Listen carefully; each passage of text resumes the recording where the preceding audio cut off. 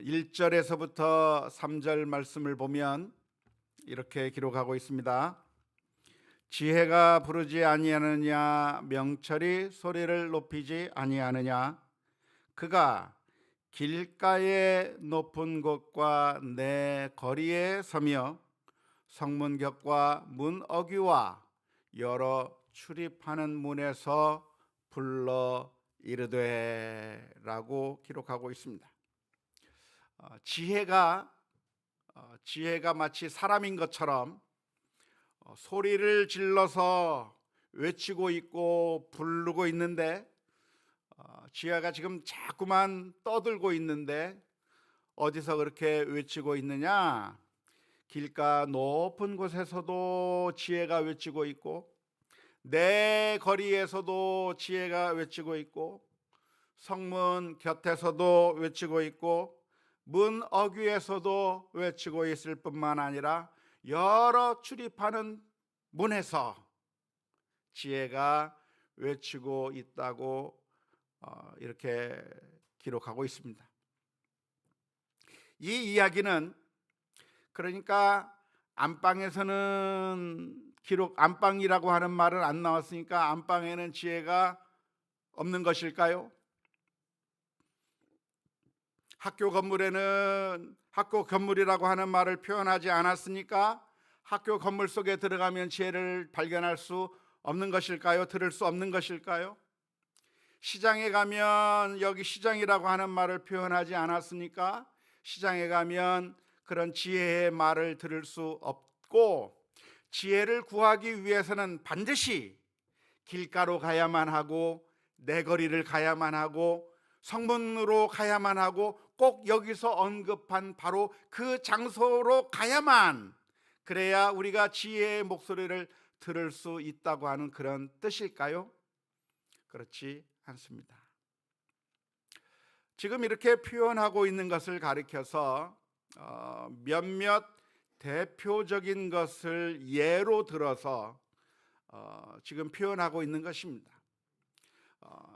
예를 들자면 대표적인 장소들 몇몇 곳을 들어서 이야기하고 있는데, 이렇게 몇몇 장소를 언급하고 있는 것은 지혜라고 하는 것이 꼭꼭 숨겨져 있는 것이 아니라, 마치 우리가 소풍에 가서 보물찾기 하듯이 그 보물을 찾으려면 자꾸만 이곳저곳 뒤져가면서 그 보물을 숨겨 놓았는데, 그 숨겨 놓은 것을 찾아내기 위해서 눈을 부릅뜨고 찾아야만, 그래야만 겨우 운이 좋은 사람이 찾을 수 있듯이, 지혜라고 하는 것도 지혜를 얻기 위해서, 지혜를 듣기 위해서 우리가 바로 이곳에 가서 지혜를 들어야 하고, 지금 여기 열거된 바로 그 장소에 가서 우리가 지혜를 들어야만 겨우 지혜를 발견할 수 있다고 하는 그런 의미에서 이 말씀을 하고 있는 것이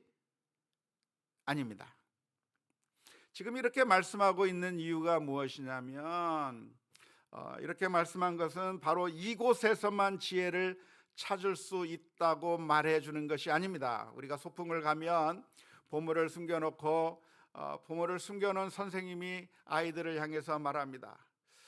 보물을 찾으려면 저 밖으로는 가지 말고 나무 주변이나 돌 주변이나 아니면 의자 주변이나 이런 데서 찾아봐라 라고 이야기를 하는데, 왜냐하면 선생님이 거기에다만 보물을 숨겨놨기 때문에 아이들로 하여금 거기서만 찾으라, 괜히 저 멀리 가지 말고 여기서 내가 숨겨놓은 바로 그곳에서만 보물을 찾으라고 이야기하는 것처럼, 이 말씀은 지혜라고 하는 곳이 어디에 있느냐, 바로 여기에만 있으니까 여기서 지혜를 들으라고 하는 의미에서 이 말씀을 한 것이 아니고, 이것은 어디에서나 지혜를 들을 수 있다고 하는 것을 표현하기 위해서 대표적으로 우리가 늘 만나는 장소를 열거하고 있는 것입니다.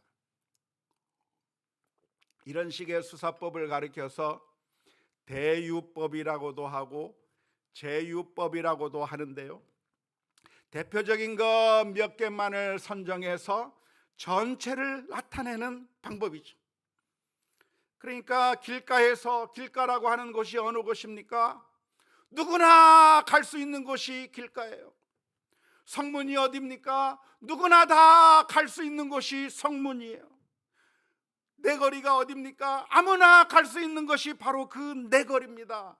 저 궁중에 지혜가 숨겨져 있는 것이 아니고, 저 고대 광실에 지혜가 숨겨져 있는 것이 아니고, 누구나 다 갈 수 있는 그 길가에서, 성문에서, 그리고 내거리에서 이 지혜의 소리를 들을 수 있으니까, 그러니까 우리가 있는 바로 이곳에 우리는 그 지혜의 소리를 들을 수 있다고 하는 그런 의미에서 이 말씀을 해주고 있는 것입니다. 지혜가 어디에 있는가? 교회당 안에 들어와야만 지혜를 발견할 수 있는 것이 아니라 여러분들이 살고 있는 가정에서도 지혜를 발견할 수 있고, 여러분들이 일하고 있는 직장에서도 지혜를 발견할 수 있고, 우리가 지금 거래하는 거래처 속에서도 지혜를 발견할 수가 있고, 우리가 사는 삶 일상 가운데서 하나님의 지혜를 들을 수 있다고 하는 것을 표현하기 위해서 오늘 1, 2, 3절에서 그렇게 표현해 주고 있는 것입니다. 신명기 30장 11절에서부터 14절 말씀에 보면 이런 말씀이 기록되어 있습니다. 내가 오늘 내게 명령한 이 명령은 내게 어려운 것도 아니요 먼 것도 아니라 하늘에 있는 것이 아니니 내가 이르기를 누가 우리를 위하여 하늘에 올라가 그 명령을 우리에게로 가지고 와서 우리에게 들려 행하게 하랴 할 것이 아니요 이것이 바다 밖에 있는 것이 아니니 내가 이르기를 누가 우리를 위하여 바다를 건너가서 그 명령을 우리에게로 가지고 와서 우리에게 들려 행하게 하랴 할 것도 아니라 오직 그 말씀이 내게 매우 가까워서 내 입에 있으며 내 마음에 있은즉 내가 이를 행할 수 있느니라 라고 말씀해 주셨습니다. 하나님의 말씀, 하나님께서 말씀해 주신 그 말씀이 어디에 있는가? 아주 명백하게 드러나 있다는 겁니다. 누구나 다 알 수 있게 완벽하게 다 공개되어 있다고 하는 겁니다. 어느 유명한 선생님에게 찾아가야만 그 선생님에게서 겨우 그 하나님의 말씀을 들을 수 있는 것이 아니라 정말 위대한 스승에게 찾아가야만 그 위대한 스승으로부터 겨우 하나님의 오묘한 말씀을 깨달을 수 있는 것이 아니라 누구에게든지 그냥 보통 사람이라고 한다면 그 누구든지 하나님의 말씀을 알 수 있고 깨달을 수 있고 능히 행할 수 있게 아주 가까이 있는 말씀으로, 어려운 말씀이 아니라 아주 쉬운 말씀으로 우리에게 들려주고 있다고 신명기 30장에서 말씀해 주고 있습니다. 우리의 문제는 어디에 있는가? 우리의 문제는 모르는데 문제가 있는 것이 아닙니다. 우리에게 지혜가 없는 것이 문제가 아니고 사실 우리에게 지혜가 다 주어져 있습니다. 그런데 우리의 문제가 무엇이냐면 하나님께서 하나님의 뜻을 우리들에게 분명히 알려주고 분명하게 알게 해주고 쉽게 깨닫게 해주셨는데, 그래서 누구나 다 알고 있는데 누구나 다 알고 있는 그 말씀을 우리가 마음속에서부터 억압해 짓눌러 버리고 있다고 하는데 문제가 있습니다. 그래서 하는 말이 나는 그 말씀 몰랐는데요, 나 그런 소리 못 들었는데요, 마치 처음 듣는 것처럼 한 번도 들어본 적이 없는 것처럼 그렇게 행동하고 있다고 하는데 문제가 있는 것이죠. 하나님의 말씀대로 순종하는 것이 복이고 하나님의 말씀대로 순종하지 않는 것이 화라고 하는 것을 너무나도 잘 알고 있음에도 불구하고, 그리고 하나님께서 무엇을 기뻐하시는지, 그리고 하나님께서 무엇을 싫어하시는지에 대해서 우리가 너무나도 잘 알고 있음에도 불구하고 우리들은 자꾸만 우리들의 마음을 짓눌러 버려서 마치 하나님의 법을 모르는 양 그렇게 위선적으로 우리들의 마음을 짓눌러 버리고 있는 겁니다. 대표적인 예가 무엇이냐면 바로 선악과의 문제입니다. 하나님께서는 아담과 하와를 향해서 말씀해 주셨어요. 뭐라고 말씀해 주셨습니까? 동산 중앙에 있는 나무가 있는데 에덴 동산에 있는 그 나무의 모든 실과들은 너희들이 다 먹을 수 있지만 딱 하나 다 못 먹게 하고 딱 하나만 먹으라고 한 것이 아니라 다 먹어도 되고 아무거나 다 먹어도 되는데 딱 하나만 먹지 말라고 우리 하나님께서 말씀해 주셨습니다. 그 동산 중앙에 있는 선악을 알게 하는 선악 지식의 나무, 선악 지식의 나무의 열매라고 하는 것, 그게 과연 무엇인지는 정확히 알 수가 없습니다. 하지만 아무튼 동산 중앙에 있는 나무가 있는데 그 나무에서 열리는 그 나무의 실과는 먹지 마라 그랬어요. 이 말씀이 어렵습니까? 이해하지 못할 말입니까? 깨닫기 어려운 말이에요. 애기들도 알 수 있는 너무나도 평범한 말이에요. 그냥 먹지 마라 그랬으면 안 먹으면 돼요. 안 먹으면 돼.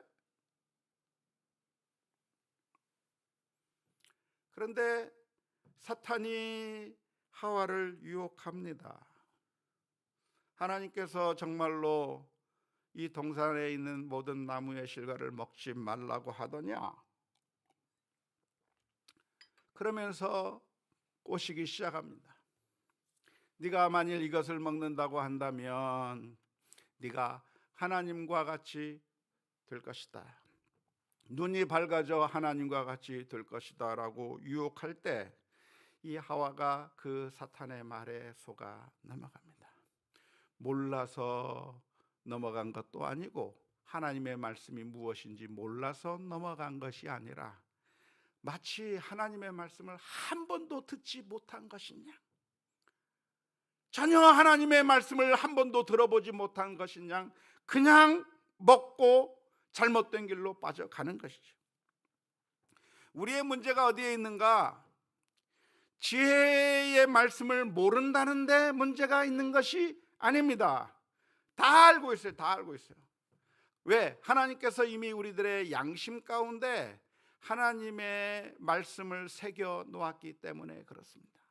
성경을 읽지 않는 사람들에게조차도, 성경에 대해서 전혀 들어보지 못한 사람들에게조차도 하나님께서는 하나님의 법을 모든 사람들의 양심 가운데 새겨 놓았기 때문에, 그래서 자기가 잘못하면 이것이 잘못이구나, 이것이 나쁜 짓이구나 하는 것을 분명하게 깨닫고, 그래서 마음에 두려운 마음이 드는 것이고 벌벌 떨 수밖에 없는 그런 마음이 드는 겁니다.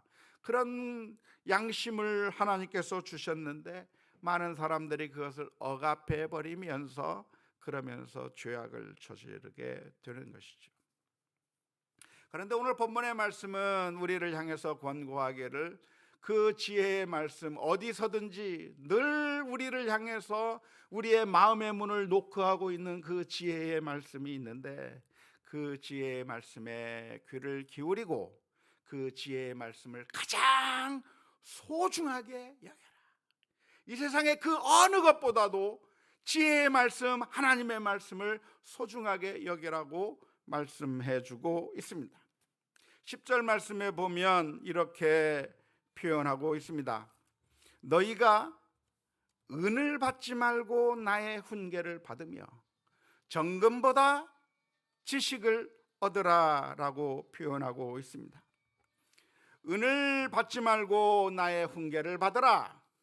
정금보다 지식을 얻으라 라고 하는 이 잠언 1장 10절 말씀을 이해하기 위해서는 두 가지 수사법을 이해할 필요가 있습니다. 첫 번째는 히브리 평행법이라고 하는 것을 이해할 필요가 있습니다.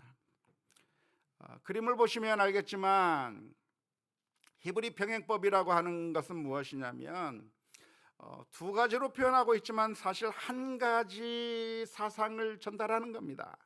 그러니까 은보다는 훈계를, 금보다는 지식을 이라고 하는 것이 아니라 은금보다 훈계 지식을 취하라라고 하는 한 가지 내용을 전하는 겁니다. 은을 취하느니 차라리 훈계를 취하고, 금을 취하느니 차라리 지식을 취하라고 하는 두 가지 제한 방법을 제한하고 있는 것이 아니라 하나의 말을 반복해서 이야기하는 것이죠. 너희가 은금을 취하는 것보다 훈계 지식을 취하는 것이 훨씬 더 좋다라고 말하는 이런 히브리 평행법적 표현입니다. 두 번째로 우리가 깨달아야 될 것이 있다고 한다면 그것은 바로 과장법적 대조라고 하는 표현 방식입니다. 여기서 그림에서 보면 알겠지만 은금을 취하지 말고 그리고 훈계나 지식을 취하라고 하는 말이 무엇이냐면, 그러니까 은금을 절대로 가지지 말라고 하는 그런 의미가 아닙니다. 과장법적 대조라고 하는 표현법이 무엇이냐면 정말 중요한 것을 강조하기 위해서, 비교하기 위해서 그냥 금은보다는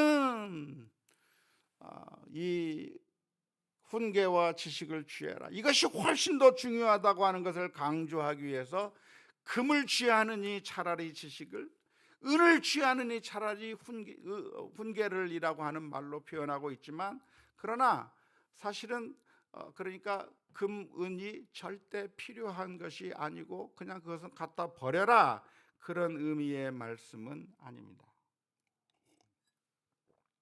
물론 우리가 어떤 상황 가운데서는 지혜를 얻기 위해서 은금을 버려야만 하는 결단도 필요할 수도 있겠지만, 그러나 정작 이 말은 우리가 그러니까 예수님을 따르기 위해서는, 지혜를 얻기 위해서는 이 세상의 물질적인 것은 다 버려야만 한다, 그런 의미의 말씀은 아닌 것이죠.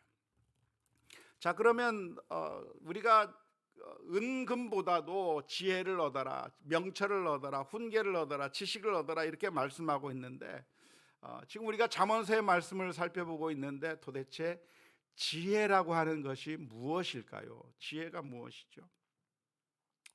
지금까지 우리가 잠언서를 1장에서부터 7장까지 살펴봤습니다마는 우리가 쭉 살펴보면서 지혜가 무엇이라고 이야기했죠? 기억이 하나도 안 나십니까? 지혜가 뭐죠? 하나님을 경외하는 것이 지혜다 그랬습니다. 하나님을 경외한다고 하는 말이 무슨 말이죠? 무서워하는 게 그게 지혜다라고 이야기했습니다. 그런데 1장 13절에서 오늘 8장 13절에서 이렇게 표현하고 있습니다. 여호와를 경외하는 것은 악을 미워하는 것이라. 나는 교만과 거만과 악한 행실과 패역한 입을 미워하느니라. 그러니까 여호와를 경외하는 것에 대해서 또 다른 정의를 해주고 있는데, 그게 뭐냐면 악을 미워하는 것이 지혜라고 말하고 있는 겁니다. 근데 사실 이 악을 미워하는 것이 무엇일까요? 하나님을 경외하는 것이죠. 하나님을 경외해야 하고 하나님을 무서워하는 것이 무엇이냐면 그것을 달리 표현하면 악을 미워하는 것이라고 할 수가 있는 겁니다. 그러니까 잠언서를 보면서 우리가 오해하지 말아야 될 것이 있다고 한다면, 지혜는 무슨 기발한 아이디어, 기발한 꾀, 정말 신박한 그런 생각, 이런 것이 지혜가 아닙니다. 많은 사람들이 지혜라고 하는 말을 들을 때에는, 그리고 우리가 잠언서를 공부할 때는, 우리가 잠언서를 공부하면서 여러분들의 마음 가운데 어떤 생각으로 잠언서를 공부하겠다고 하는 그런 생각을 하셨습니까? 잠언서를 내가 한다니까 아마 흥분하셨을 거예요. 잠언서를 다룬다고? 좋다 하면서 기뻐했을 텐데, 그때 우리가 잠언서 지혜를 다룬다고 했을 때 우리의 마음 가운데 어떤 기대감이 있었을 거라고 생각이 드냐면, 우리가 잠언을 잘 배우면 우리가 이 세상에 어려운 난제들이 있을 때 그것을 아주 지혜롭게, 아주 슬기롭게, 아주 기발하게 그 문제를 해결할 수 있는 아주 정말 대단한 그런 지혜가 있지 않을까라고 하는 그런 기대감을 가지고 아마 잠언 강해한다고 하니까 그런 기대들을 많이 품었을 거라고 생각이 듭니다. 마치 솔로몬의 지혜 같은 것을 얻을 수 있겠다라고 생각을 했을지 모르겠습니다. 솔로몬의 지혜가 무엇이죠? 어떤 주 여인이 와서 솔로몬에게 재판을 요청하는 겁니다. 두 아기가 있었는데 한 아기는 죽었고 한 아기가 살았는데, 그 아기가 서로 이 두 여인이 자기 아기라고 우기는 겁니다. 당시에는 DNA 검사도 할 수 없었던 그런 시절이었고, 뿐만 아니라 너무나도 아기는 뭐 다 똑같으니까 생김새로 판단하기도 어려운 그런 상태에서 어떻게 진짜 엄마를 찾아줄 수 있을까? 그때 솔로몬은 아주 놀라운 지혜를 가지고서 문제를 해결하죠. 그 아기를 둘로 짝에서 반반씩 주라고 했을 때 진짜 엄마는 포기해버리는 겁니다. 내가 안 가져도 되니까 주라고.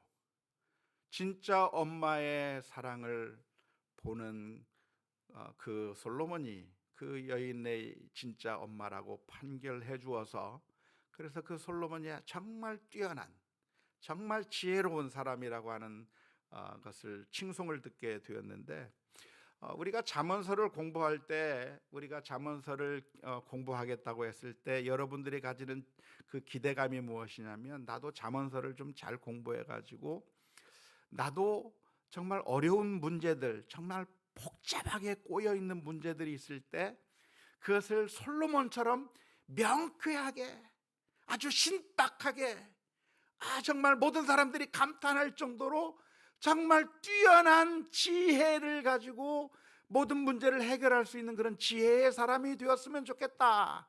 성경 말씀을 잘 배우면 그런 놀라운 신비한 능력을 가질 수 있지 않을까라고 하는 그런 기대감으로 아마 이 잠언서의 강해를 기대했을지도 모릅니다. 하지만 잠언서에서 말하고 있는 지혜를 지금 계속 우리가 살펴보고 있는데, 지금까지 그런 아주 신박한 지혜가 나왔습니까? 안 나왔습니까? 별로 신박한 지혜가 안 나와요. 1장에서부터 지금 7장까지 살폈고 지금 8장까지 오고 있는데,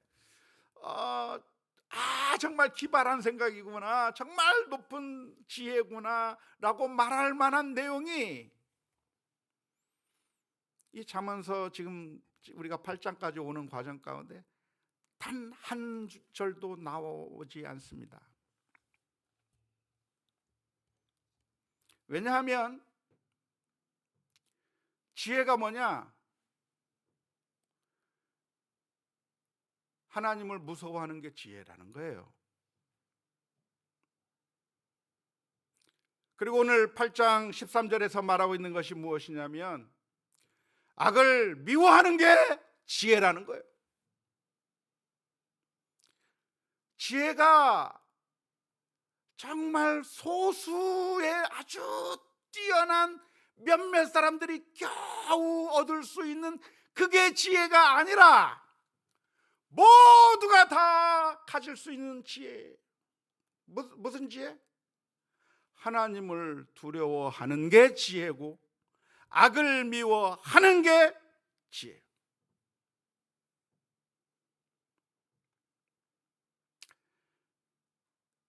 그런데 그게 진짜 지혜예요. 지혜가 무엇인가? 정직하게 행하는 것이 지혜입니다.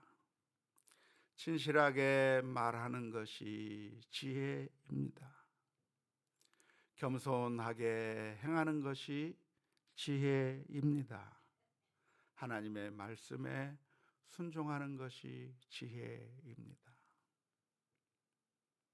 세상 사람들이 기대하는 지혜는 다른 사람들을 속이고 그래서 다른 사람의 것을 어떻게 하면 탈취하고 그것을 내 것으로 만들 것인가, 어떻게 들키지 않고 잘 속여서 내가 성공할 수 있을 것인가를 지혜라고 생각을 해요. 마치 오징어 게임 속에서 상대방의 구슬을 빼앗기 위해서 그 상대방을 위하는 척, 그를 아끼는 척 하면서 그 구슬을 담은 가방 속, 그 구슬 주머니 속에 자갈을 집어넣어서 주고 그것을 내다바이 바꿔치기 해서 그 사람 상대방의 구슬을 빼앗아 버리고, 그래서 내가 승리했다고 말하는 게, 내가 구슬을 다 뺏길 수 있는 그 순간에 이런 지혜를 써가지고 내가 이겼다가 지혜인 줄 알아요. 줄다리기를 하는데 내가 지금 힘이 약하지만 우리가 꾀를 써서 치는 척 풀어줬다가 다시 당겨서 상대방을 쓰러뜨리는, 그래서 내가 승리하는 게 지혜일 거라고 생각을 해요. 그렇지만 오늘 잠언에서 말하고 있는 지혜는 뭐냐면, 꾀가 지혜가 아니고 어떤 우리가 상대방을 제압하고 눌러서 그래서 우리가 성공하는 게 지혜가 아니라, 손해가 나더라도 정직하게 행하는 게 지혜다. 진실하게 말하는 것이 지혜이고 겸손하는 것이 지혜이고 하나님께서 하시는 말씀 가운데 순종하는 것이 지혜이고, 하나님이 두려운 줄 알고 그래서 속이지 않고 악을 미워하는 그것이 지혜인 것이고, 지혜롭지 못한 것, 어리석은 것이 무엇입니까? 어리석은 것은 하나님의 말씀대로 순종하지 않는 것이 어리석은 거예요. 하나님의 말씀과는 반대로 음녀에게로 빠지는 것이 어리석은 것이고, 하나님의 말씀과는 반대로 욕심을 부리는 것이 어리석은 것이고, 하나님의 말씀과는 반대로 포악하게 행동하는 것이 어리석은 것이고, 이 세상에서 성공하는 것처럼 보이지만 그건 다 어리석은 것이고, 하나님의 말씀대로 살아가는 것이 지혜다라고 하는 사실을 발견해야 합니다. 어떻게 우리는 지혜를 얻어야 합니까? 우리가 지혜를 찾아야 합니다. 잠언서 8장 17절 말씀에 보면, 나를 사랑하는 자들이 나의 사랑을 입으며 나를 간절히 찾는 자가 나를 만날 것이라. 선한 길로 가는 것을 우리가 간절히 구해야 합니다. 주님, 선한 길로 가고 싶습니다. 그 간절한 마음으로, 그 간절함을 가지고 나아갈 때 지혜가 있는 거예요. 정직한 길로 가고 싶습니다. 순종의 길로 가고 싶습니다. 겸손한 길로 가고 싶습니다. 하나님을 두려워하는 길로 가고 싶습니다. 그렇게 결단하며 그 사모하며 나아갈 때 그 삶이 지혜로운 삶이 되는 것이죠. 만약 우리가 지혜를 추구하게 되면 어떤 결과가 있을 것인가? 18절 말씀부터 21절 말씀 가운데는 이렇게 표현하고 있습니다. 부귀가 내게 있고 장구한 재물과 공의도 그러하니라. 내 열매는 금이나 정금보다 나으며 내 소득은 순은보다 나으니라. 나는 정의로운 길을 행하며 공의로운 길 가운데로 다니나니 이는 나를 사랑하는 자가 재물을 얻어서 그 곳간에 채우게 하려 함이니라. 우리가 지혜롭게 행하면 결과적으로 어떤 결과가 나타날 것인가? 부귀가 따르고 영화가 따르고 복된 삶이 될 거라고 표현하고 있는데요. 왜 이렇게 표현하고 있을까요? 이렇게 표현하고 있는 이유는 그렇게 안 될 가능성이 많기 때문에 그렇습니다. 실제로는 하나님의 말씀대로 순종하면 부귀 영화를 누리기보다는 오히려 고난을 당하게 될 가능성들도 많고, 하나님의 말씀대로 살려고 하다 보면은 손해 보는 일들도 생길 수가 있는 그런 상황들을 우리가 만날 수 있기 때문에 오늘 이 말씀을 우리들에게 들려주는 겁니다. 우리 지금 당장은 그렇게 손해 보는 것처럼 나타날 수도 있어요. 하나님의 뜻대로 순종하는 것이 완전히 손해 보고 망하는 길처럼 생각될 수도 있어요. 하지만 정말 망하느냐? 그게 아니라는 거예요. 악을 행하는 자가 성공하는 것처럼 보여요. 그런데 그게 정말 성공하는 것이냐? 아니라는 거예요. 지금 당장에는, 지금 이 세상에서는 악한 자가 성공하는 것 같고 하나님의 말씀대로 순종하는 자가 망하는 것 같고, 악한 꾀를 부리는 자가, 그리고 내가 마음대로 하고 싶은 자가, 그런 사람들이 정말 잘 나가는 것 같지만, 그래서 우리가 늘 미혹을 당하는 겁니다. 우리가 주님의 길로 가는 것은 어리석은 길이고 이것은 힘들고 고난의 길이기 때문에 좁은 길이어서 찾는 이가 적은 거예요. 그러나 넓은 길에는 성공하는 것 같고 잘 되는 것 같으니까 지혜가 없는 그 길에는 수많은 사람들이 따라가게 되는 거예요. 괜찮아 보이고 성공하는 것 같고 모든 것들이 다 괜찮아 보여요. 하지만 우리가 기억해야 될 것이 있다고 한다면 하나님의 말씀은 그게 아니다라고 말씀해 주시죠. 지금 당장 성공하는 것처럼 보여도 이 어리석은 자들아, 만일 하나님께서 오늘 밤에 내 목숨을 부르시면 네가 준비한 그 모든 것이 누구의 것이 되겠느냐 하는 것이 주님의 말씀이고, 결국 하나님께서 우리들의 눈에서 눈물을 닦아주시고 수고했다, 잘하였도다, 충성된 종아 칭찬하실 것이고, 결국에는 하나님의 말씀대로 사는 것이 지금 당장 또는 때때로 마치 하나님의 손에 이끌려 가는 그 길이 사망의 음침한 골짜기로 가는 것처럼 보인다고 할지라도 사실은 그 길이 쉴만한 물가로, 그리고 우리들에게 양식을 주시는 푸른 초장으로 인도하는 길이라고 하는 사실을 믿어야 되고, 마지막 날에 우리 주님께서 원수의 목적에서 상을 베풀어 주시는 그 엄청난 소망을 가지고 살아야 될 줄로 믿습니다. 그게 지혜입니다. 안타깝게도 우리는 늘 넘어집니다. 하나님의 지혜에 따라 살기보다는, 지혜를 추구하며 살기보다는 지혜가 아닌 것을 따라가다가 마치 미끼를 문 물고기처럼 패망의 길로 걸어갈 때가 많습니다. 우리 모두가 다 그렇게 쉽게 넘어지는 존재입니다. 그래서 우리들에게는 예수 그리스도의 은혜가 필요합니다.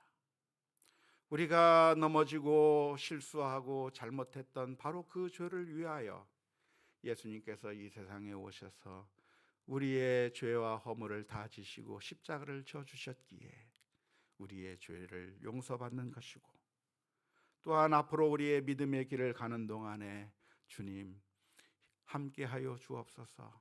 주님께서 가신 그 길, 십자가의 그 길을 따라서 주님의 말씀대로 순종하며 살기를 원합니다. 담대하게 믿음의 고백을 하면서 살아가는 우리 모두가 다 될 수 있기를 주님의 이름으로 축원합니다.